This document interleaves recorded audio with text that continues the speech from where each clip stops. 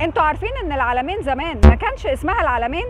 المدينة دي كان اسمها ليوكاسبس، والعواميد اللي ورايا دي هي البقايا بتاعتها. المدينة دي أصلا ظهرت في العصر الروماني، وكان ساكن فيها حوالي 15,000 مواطن، وكانت ميناء بحري مهم جدا على البحر المتوسط، وكانوا بيصدروا من خلالها الحبوب والغلال لأوروبا. بس بيقال إن المدينة دي اتدمرت بعد ما تعرضت لموجة تسونامي قوية جدا سنة 365 ميلادية، وكمان أثناء إشراف المهندسين على أعمال البنية الأساسية في أبراج العلمين الجديدة اكتشفوا مقابر منحوتة في الصخر وبعض المقتنيات الأثرية اللي بيرجع تاريخها للقرنين الأول والثاني الميلادي. بقى في العصر الحديث مدينة العلمين أثرت بشكل كبير جدا على العالم، لأنها شهدت واحدة من أهم معارك الحرب العالمية الثانية، واللي كانت بين قوات المحور اللي هي إيطاليا وألمانيا وقوات التحالف بقيادة بريطانيا، واللي انتهت بفوز بريطانيا. وعلشان كده هتلاقي في العلمين 3 مقابر بيخلدوا الذكرى دي: مقابر الكومنولث اللي بتشرف عليها بريطانيا، والمقابر الإيطالية، وكمان المقابر الألمانية. ده غير متحف الجنود العسكري. طب وليه العلمين اتسمت العلمين بعد كده؟